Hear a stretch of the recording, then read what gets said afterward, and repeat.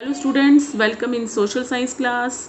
Students, class 8 geography chapter 2। आज हम इस वीडियो में डिस्कस करने जा रहे हैं कंजर्वेशन ऑफ वाटर रिसोर्सेज, कि वाटर रिसोर्सेज का कंजर्वेशन कैसे होता है, कि कैसे कंजर्व करते हैं वाटर रिसोर्सेज को, उसके बारे में पढ़ेंगे। और उससे पहले वाटर स्केर्सिटी और उसके कुछ रीजंस के बारे में हम डिस्कस कर लेते हैं, और किन किन रीजंस में वाटर स्केर्सिटी बहुत ज़्यादा होती है उन सब के बारे में हम डिस्कस करते हैं।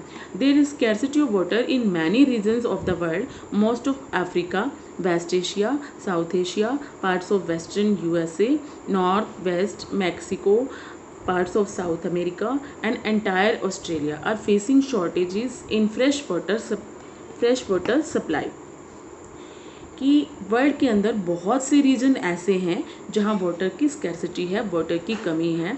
जैसे अफ्रीका का ज़्यादा से आधे से ज़्यादा पार्ट, एशिया का वेस्ट पार्ट, एशिया का साउथ पार्ट, और यूएसए का वेस्टर्न पार्ट, मैक्सिको का north west part, south America के पार्ट्स कुछ, और पूरी के पूरे ऑस्ट्रेलिया फ्रेश वाटर की सप्लाई को फेस कर रहे हैं।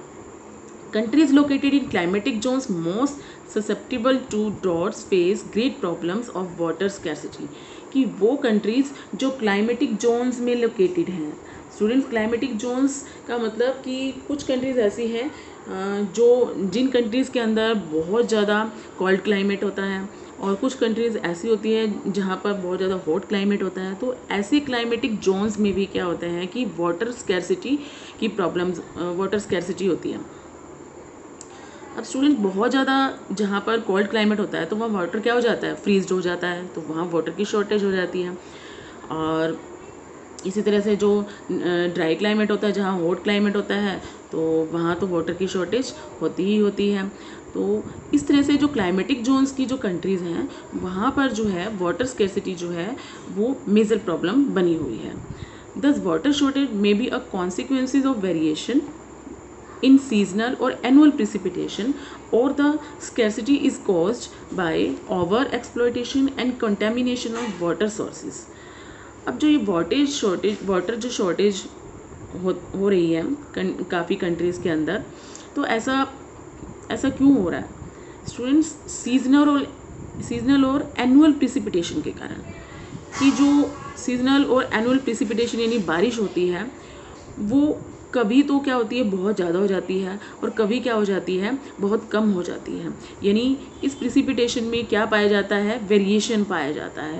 यानी कई पार्ट्स ऐसे हैं, यानी कि कभी तो ऐसा होता है कि बहुत बारिश हो जाती है और कभी बहुत कम हो जाती है। तो उसके कारण भी क्या होता है, और दूसरी तरफ पॉपुलेशन इंक्रीज़ हो रही है, तो उसके कारण बढ़ती हुई पॉपुलेशन की डिमांड को, वाटर डिमांड को पूरी नहीं हो पा रही हैं। कि जो फ्रेश वाटर अवेलेबल है वो बढ़ती हुई पॉपुलेशन की डिमांड्स को पूरा नहीं कर पा रहे हैं। तो और इसके साथ साथ ओवर एक्सप्लॉयटेशन हो रहा है। अब स्टूडेंट, वाटर का ओवर एक्सप्लॉयटेशन कैसे हो रहा है? जैसे कि अब फील्ड्स के अंदर, खेतों के अंदर क्या करते हैं फार्मर्स, ट्यूबवेल्स वगैरह जो है इरिगेशन के लिए यूज़ करते हैं। और इरिगेशन जो ट्यूबवेल्स वगैरह जो होते हैं तो वो अंडरग्राउंड वाटर यूज़ होता है उसमें। और जैसे वो फार्मर जो होते हैं ट्यूबवेल अगर चला देते हैं तो उन्हें काफ़ी टाइम तक जो है चलने देते हैं, जिससे क्या हो जाता है कि क्रॉप्स को नुकसान तो पहुंचता ही है, साथ में वाटर की शॉर्टेज भी होती है, ग्राउंड वाटर की शॉर्टेज भी होती है। और दूसरी तरफ कंटेमिनेशन ऑफ वाटर सोर्सेज, कि इंडस्ट्रीज़ के थ्रू कुछ वेस्ट मटेरियल्स जो हैं वो वाटर में फ्लो कर दिए जाते हैं, बहा दिए जाते हैं, जिससे वाटर सोर्सेज क्या हो जाते हैं, कंटेमिनेट हो जाते हैं। और वो वाटर जो है वो ड्रिंकिंग के लिए यानी ह्यूमन कंजप्शन के लिए वो फिट नहीं होता है। तो अब हम करेंगे conservation of water resources. Access to clean and adequate water sources is a major problem facing the world today। कि क्लीन और एडिक्वेट वाटर, कि वाटर इतना हो कि सभी की डिमांड्स को पूरा कर पाए, तो ये आज जो है मेजर प्रॉब्लम बनी हुई है, पूरे वर्ल्ड की ही प्रॉब्लम है। Steps have to be taken to conserve this dwindling resource. और इस ख़त्म होते हुए रिसोर्स को कंजर्व करने के लिए कुछ स्टेप्स उठाए जा रहे हैं, कुछ तरीके अपनाए जा रहे हैं।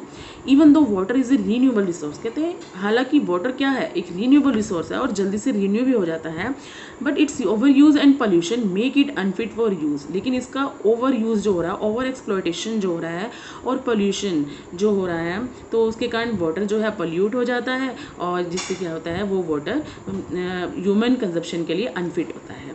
डिस्चार्ज ऑफ अनट्रीटेड और partially treated sewage, agricultural, chemicals and industrial effluents in water bodies are major contaminants।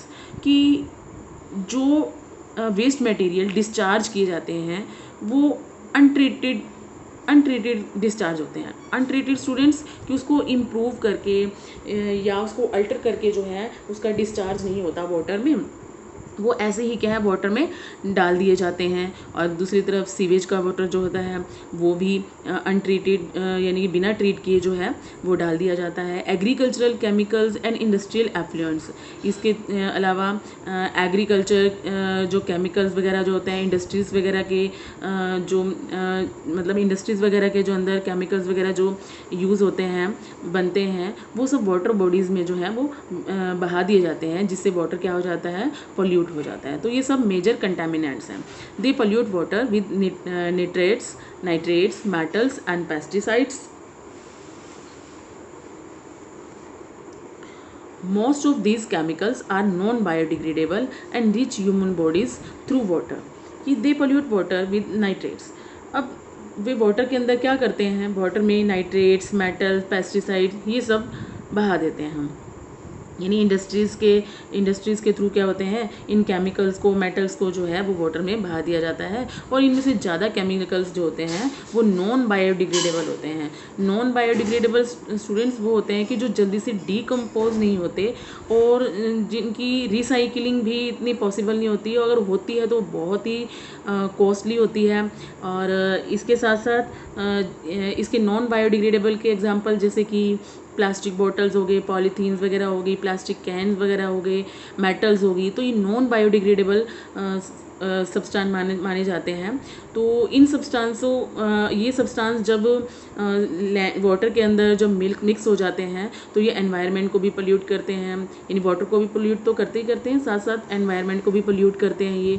और ह्यूमन बॉडीज़ के अंदर जो है ये पहुंच जाते हैं वाटर के through. Water pollution can be controlled by treating these effluents suitably before releasing them in water bodies। कि वाटर पोल्यूशन को जो है, water pollution can be control, कि वाटर पोल्यूशन को कंट्रोल किया जा सकता है by treating these effluents suitably before releasing them in water bodies. कि वाटर बॉडीज़ में रिलीज़ करने से पहले इन एफ्लुएंट्स को ट्रीट करके, यानी उन्हें इम्प्रूव करके, उन्हें ऑल्टर करके जो है तब डाला जा सकता है वाटर के अंदर, ताकि उन जो केमिकल्स वगैरह जो डलते हैं तो उनका इफ़ेक्ट जो है ह्यूमन बॉडी के अंदर कम हो। Forest and other vegetation cover slow the surface runoff and replenish underground water। और फॉरेस्ट और दूसरी वेजिटेशन जो है वो ज़्यादा से ज़्यादा ग्रो करनी चाहिए, जिससे क्या होगा कि पानी का जो बहाव होगा, slow the surface run of, वो पानी का जो बहाव है यानी वाटर का जो मूवमेंट है वो स्लो होगा। और रिप्लेनिश अंडरग्राउंड वाटर, और धीरे धीरे क्या होगा कि पानी रिस कर क्या है अंडरग्राउंड में चला जाएगा और अंडरग्राउंड वाटर जो है उससे इंक्रीज़ होगा।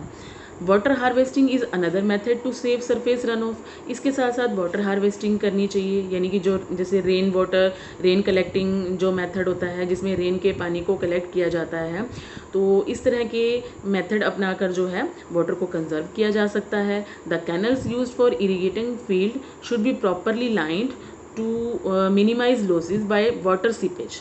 अब कैनल्स जो कि इरीगेशन के लिए यूज़ होती हैं, यानी कि क्रॉप्स को वाटर देने के लिए जो यूज़ होती हैं, तो वो प्रॉपरली लाइंड होनी चाहिए।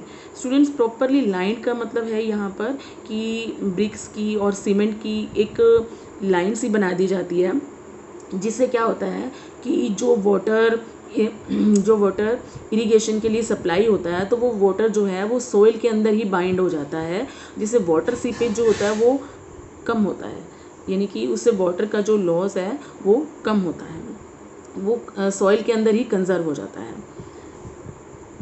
Sprinklers effectively irrigate the area bye checking water loses through seepage and evaporation. इसके अलावा कि इरिगेशन के लिए स्प्रिंकलर्स वगैरह जो हैं वो ज़्यादा इफेक्टिव रहते हैं। इससे क्या होता है स्टूडेंट्स, एक तो एक्सेसिव वाटर से क्रॉप्स भी डैमेज नहीं होती हैं, वाटर का लॉस भी नहीं होता है, और इक्वली जो है यानी इससे क्या होता है इन स्प्रिंकलर से, यानी ये स्प्रिंकलर्स देख रहे हो आप कि इस टाइप के स्प्रिंकलर से क्या होता है कि इक्वली प्रोपोर्शन में जो है वाटर जो है मिलता है क्रॉप्स को, और इससे वाटर का जो लॉस है वो भी कम होता है। तो स्प्रिंकलर्स वगैरह जो है इरिगेशन के लिए यूज़ करके हम वाटर लॉस को रोक सकते हैं। Evaporation through seepage and evaporation in dry regions with high rates of evaporation, drip और trickle irrigation is very useful. और जो ड्राई रीजन्स होते हैं तो जहाँ पर इवेपोरेशन बहुत ज़्यादा होता है तो वहाँ पर हम ड्रिप और ट्रिकल इरिगेशन यूज़ कर सकते हैं। स्टूडेंट, ड्रिप और ट्रिकल इरिगेशन में क्या होता है कि सीधा प्लांट्स की रूट में जो है वाटर दिया जाता है, जिससे क्या होता है कि वाटर कम इवेपोरेट होता है। अगर हम एक्सेसिव में वाटर डालेंगे तो वाटर लूज होएगा, यानी कि वाटर का नुकसान तो होगा ही होगा, और वाटर इवेपोरेट भी हो जाएगा उसमें से काफ़ी, और जिससे क्या होगा वाटर शॉर्टेज होगी। तो अगर हम ड्रिप और ट्रिकल मेथड अपनाएंगे, यानी कि डायरेक्टली जो है प्लांट्स की उसमें रूट में डायरेक्टली वाटर डालेंगे, ड्रिप और ट्रिकल मेथड वही मेथड होता है जिसमें क्या है कि डायरेक्टली प्लांट की रूट्स में वाटर डाला जाता है, जिससे क्या होता है वाटर जो लॉस है वाटर लॉस वो कम होता है। The valuable water resource can therefore be conserved by adopting these means of irrigation. तो इस तरह से हम वाटर रिसोर्स को जो है वैल्यूएबल वाटर रिसोर्स को हम क्या कर सकते हैं, कंजर्व कर सकते हैं इन सभी इरिगेशन के मीन्स को यूज़ करके। स्टूडेंट्स, आई थिंक आपको कंजर्वेशन ऑफ वाटर रिसोर्सेज जो है अच्छे से समझ आ गया होगा, और अगर आपको मेरी ये वीडियो पसंद आई है तो आप इसे प्लीज़ लाइक और सब्सक्राइब करना ना भूलिए।